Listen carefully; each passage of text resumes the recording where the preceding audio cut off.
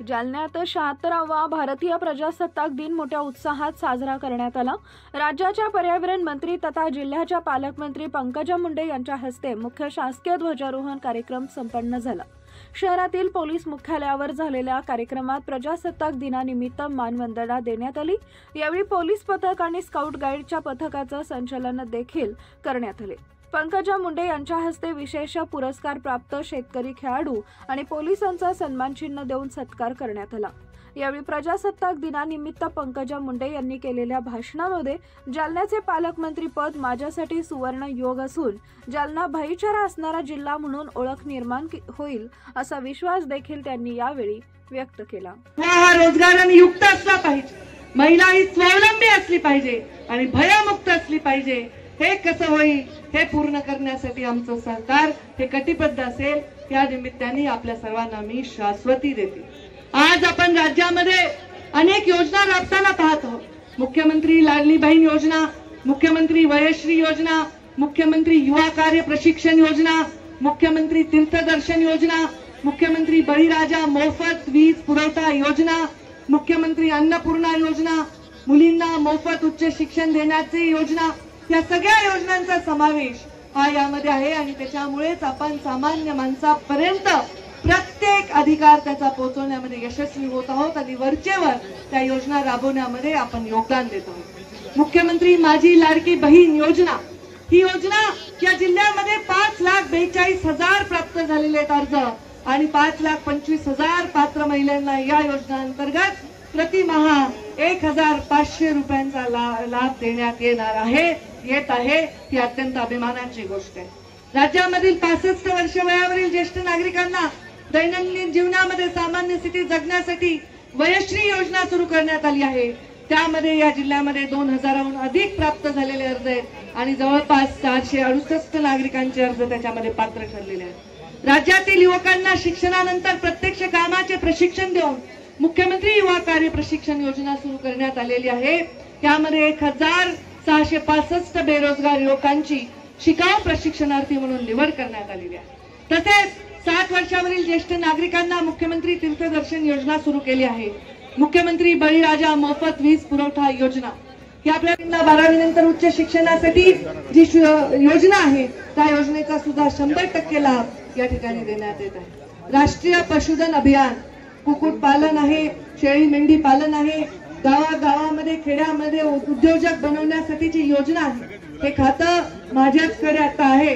या खात्याच्या माध्यमातून ग्रामीण युवकाला स्वतःच्या पायावर उभं राहण्यासाठी अनेक योजना राबवल्या जात आहेत आणि जास्तीत जास्त पालकमंत्री म्हणून जालन्यामध्ये या योजना राबवून या युवकांना स्वतःच्या पायावर उभं करण्यासाठी माझं सरकार कटिबद्ध आहे। केंद्र सरकारच्या महत्वाकांक्षी ॲग्री स्टॅक योजनेनंतर महाराष्ट्र सरकारने राज्यातील सर्व शेतकऱ्यांना एक ओळख क्रमांक तयार करण्यात येणार आहे आणि या ओळख क्रमांकाच्या माध्यमातून शेतकऱ्याला वेगवेगळ्या शासनाच्या योजनांचा लाभ मिळणार आहे। कोणीही त्याच्या योजनांचा लाभ त्याच्यापासून हिरावून घेऊ शकणार नाही।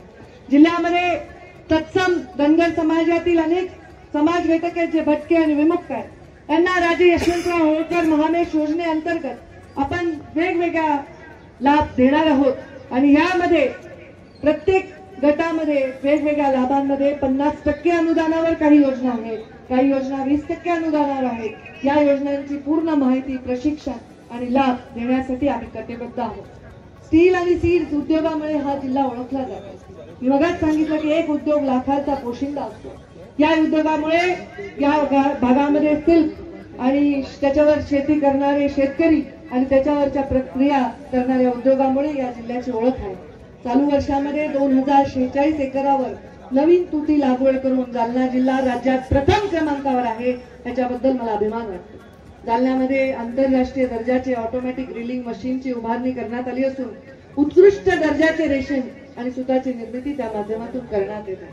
वेगवेगळ्या योजना राबवत असताना सामाजिक बांधिलकी आणि भान राखून या भागामध्ये मुलींना जास्तीत जास्त शिक्षण मिळावं आणि बालविवाह रोखावे यासाठी सुद्धा डिपार्टमेंट फार चांगलं काम करत आहे आणि त्याच्यामध्ये यश आलेलं आहे। 137 अल्पवयीन मुलींना बालविवाहापासून वाचवण्यासाठी यश आलेलं आहे।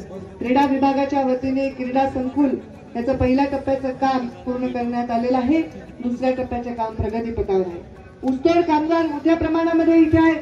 ऊसतोड कामगारांच्या मुलांसाठी शासकीय वसतिगृह योजनेअंतर्गत जालना जिल्ह्यासाठी 12 नवीन वसतिगृह मंजूर झालेली आहेत आणि त्यामधली 8 वसतिगृह ही सुरू झालेली आहेत. त्यामुळे या कष्ट करणाऱ्यांना शिक्षणापासून पोषणापासून आपल्याला दूर ठेवण्याची जी परिस्थिती निर्माण झाली होती त्याच्यामध्ये त्यांना ते देण्यामध्ये आपल्याला यश आलेलं आहे. कायदा आणि सुव्यवस्था अत्यंत महत्वाचा पाठीचा कणा आहे. यामध्ये जिल्हा नियोजनाच्या निधीतून जिल्ह्यामध्ये वेगवेगळ्या ठिकाणी सीसीटीव्ही कॅमेरे शहरामध्ये बसवले आहेत आणि त्याच्यामुळे गुन्हेगारी रोखण्यामध्ये मोठ्या प्रमाणात मदत होत आहे. जालना महानगरपालिका नगर भूसंपादन झालेल्या क्षेत्रामध्ये आपल्याला मिळकत पत्रिका मिळत नाही ही जनतेची तक्रार लक्षात घेऊन या भागाची जी टीम आहे त्या टीमनी कलेक्टरांनी आणि सगळ्यांनी मिळून एक चांगला योजना आणलेली आहे आणि एक चांगली इथे प्रयोग केलेला आहे. त्याच्यामध्ये आपल्याला भूमापन मिळकतीचे GIS आधारित सर्वेक्षण त्यांनी सुरू केलेलं आहे आणि याला पवित्र नाम देण्यात आलेलं आहे. कार्यक्रमातून नगर भूमापन क्षेत्रातील मिळकतीत अक्षांश रेखांश मिळणार आहेत आणि भविष्यात या मिळकतीच्या हद्दीच्या संदर्भात जे वाद आहेत ते वाद होणार नाहीत आणि कमीत कमी तंटा होईल. तंटामुक्त असं शहर करण्यासाठी हा एक चांगला यशस्वी प्रयत्न आहे. आपण सर्वजण आता जसे एवढ्या संख्येने आला आहात एवढ्या उत्साहाने आला आहात. जेव्हा हे परेड करत होते तेव्हा आपण सर्व मला शुभेच्छा देत होतात. आपण माझ्याकडे हात हलवून प्रजासत्ताक दिनाच्या आणि पालकमंत्री म्हणून काम करण्याच्या शुभेच्छा देत होतात. त्याबद्दल मी मनापासून आपल्या सर्वांचे आभार मानते. आपली मान खाली जाणार नाही असं काम कधीही आमच्याकडून होणार नाही, पण आपली मान अभिमानाने उंचावेल आणि जालना पालकमंत्री पदाचा काळ लक्षात ठेवेल असं काम नक्कीच आपल्या हातून होईल हे वचन आपल्याला देते. आणि मी परत एकदा